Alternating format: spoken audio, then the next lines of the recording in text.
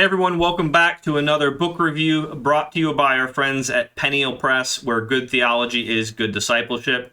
Today I'm looking at Embodied, Living as Whole People in a Fractured World by Gregg, Allison. One of the things I appreciate the most when I'm looking at a book, particularly a book on a controversial and fraught topic, is are they even-handed? Do they tend to extremes or tend to overstate their claim, or are they measured? Are they sober-minded in how they're making claims? And do they still have conviction at the same time? And I think Gregg Allison really hits the sweet spot on this one, that he shares really well the Christian convictions around bodies and around what it means to be an embodied person without overstating or understating, without moving into any extreme, and it's just a valuable book on an important topic. Because the topic of bodies, the topic of us having bodies and our relationship to our bodies is a important and controversial topic in our world today. You know, particularly as some people have a really negative relationship to their body and want to change it in some ways. Others want to ignore it altogether. And he lays out some of the basic Christian convictions around these core big ideas, and then teases out some of what it looks like in various different aspects of being an embodied person. So as far as structure, I like that at the beginning of each chapter, he's got a big idea. He just states it there so you know what you're getting into in this chapter. Then he'll have some questions that will hook you in as far as like, how do you already engage with this issue? And then he'll leave you with some other things to think about, both at the beginning of the chapter, but then also even at the end. He will have two sections. One's kind of an application section, and then he has a For the Curious, which I really like because it gives him the ability to have the big question, the big idea of the chapter that he lays out very clearly, with theological considerations, biblical considerations, application, but then he can go on, I think, mostly needed tangents, things that aren't central to this, but are very important, very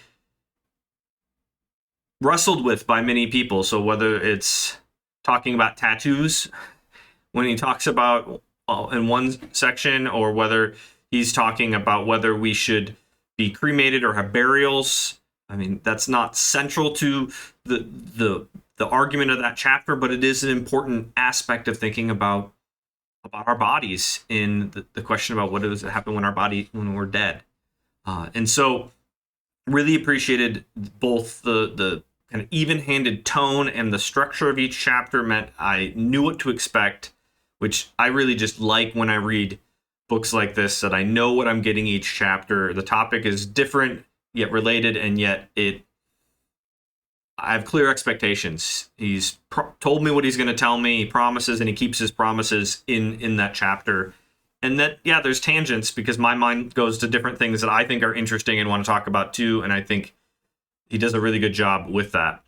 He starts with the created body, the sort of the new creation that God made us in the garden with bodies, that Adam and Eve had bodies before the fall. It's not a result of the fall that we have bodies, that he would even say not that we have bodies, we are bodies. Because even though we are body and soul, you aren't you apart from how you are and who you are in this body.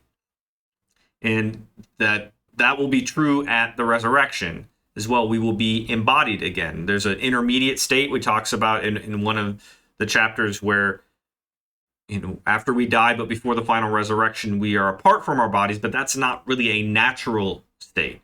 You look at the way Paul talks about it, it's not a desirable state. That's not the goal. That's an intermediate state.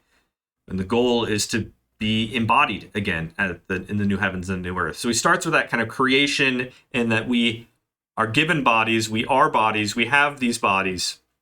And that leads him to be able to talk about the fact that our bodies are gendered, male and female, and that is part of how God created us, and that how we show up is as men or as women. And I appreciated his nuanced discussion of the fact that there are no capabilities outside of reproduction, bearing children, that are different between men and women. Like, not that men are rational, women are irrational, or something like that. He doesn't touch it. He denies, actually, that those sorts of things are true. But at the same time, he does say that men and women aren't the same. That a woman, in her rationality, in her critical thinking, in her care, in all of her aspects, is going to show up as a woman in these ways that are slightly different than it would be as a man, without necessarily over-defining what those differences are. And so he does a good job of, again, that's that even-handed, where he's not saying, they're absolutely the same outside of, reproductive organs, but he's also not over-defining, saying, well, men are like this and women are like this in a strict essentialist kind of way. And so I really appreciated that. Then he talks about how we're particular bodies, not both men and women, but also where we come from, where we live, all these, what languages we speak. There were particular people. And part of our embodiedness is the particularity of who we are. He also separates social and sexual in the next two chapters, which I think is helpful, because we are created to be in relationship, but not all relationships are sexual. And that one of the challenges that we have in our culture is we seem to only be able to think about relationships in a sexual manner, and that diminishes not only our capacity for being social, but it also diminishes our brothers and sisters, because we put in interesting, sometimes unhelpful rules around these things because we're fearful of one another as opposed to loving one another. And so he has a really good and careful discussion of how it is important to have male and female friendships, and yet how to guard those in a way that isn't assuming the worst from one another. And same when he does that with modesty. I think he actually handles it pretty well. He in the footnotes, he cites the people who helped him along the way to see this clearly. As a man, many of them were women who were helping him see his way through some of that, and I thought that was a benefit he clearly experienced and was fruitful in this book. He'll then talk about the Christocentric nature of the fact that the Son has a body. So God the Son took on flesh as the man Jesus Christ, and how that should shape and changes the way we think about our own bodies, that we can't be disembodied or not value our bodies, because, in fact, Jesus valued it enough to take on flesh. One of my favorite sections was when he starts to talk about what does it look like to live out our embodiment as disciples of Jesus Christ in sort of the sanctified, blessed, and disciplined body. And he's talking about something I see very rarely in these discussions. So most of the time I'm hearing people, affirm the creation, affirm that we're, Jesus Christ took on a body, that we're going to have bodies, we're body and soul, not just soul. And then they either kind of stop there, or they start to go into weird things like Bible diets. And he avoids those extremes while also saying, we need to actually take care of our bodies. We need to actually, good sleep, good rest, good nutrition is valuable, without saying, well, this is the Bible's 5-step plan to do that. But he does provide theological and biblical impetus for treating our bodies well and for disciplining our bodies for the sake of actually being fruitful for what God has called us to, the value of work, the value of rest, all those sorts of things. What does it look like to live sanctified and holy lives? He actually talks about that, and I thought it was a really careful and helpful discussion. He even talks about worship and clothing, which, again, can be controversial things. Like, do we raise our hands? Why do we raise our hands? Why do some people not raise their hands? What does the Bible actually teach about our bodies in worship, and what does it look like to worship fully embodied and not disembodied, and what are we communicating with our clothing without, again, over defining, under defining how we should dress, being able to think clearly about what are we trying to say and what should we be trying to say with what we wear in different situations. The body also helps him talk about suffering and about heaven and about the new heavens and new earth, and really just a valuable book. We are in a fractured world where people have sometimes very complicated and painful relationships with their bodies, and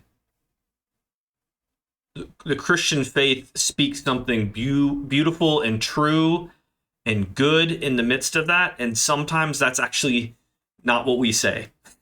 Sometimes what our faith says and what we as Christians say by our actions and by even in our words sometimes don't actually communicate what we truly believe and what Scripture truly teaches. And this is a good recovery of that. And there are a few places where I would probably say things slightly differently.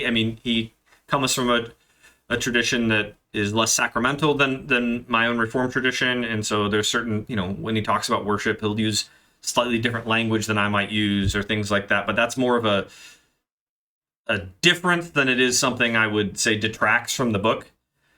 But highly valuable. I would pick it up if I were you. It's Embodied, Living as Whole People in a Fractured World by Gregg, Allison. Thank you for your time. If you like what we're doing, you can check out their links below to the books that I have written, as well as to my newsletter, Theological Footnotes, which comes out monthly and shares theological insights that are seeking to build up the church. And so thank you for your time. God bless, and see you next time.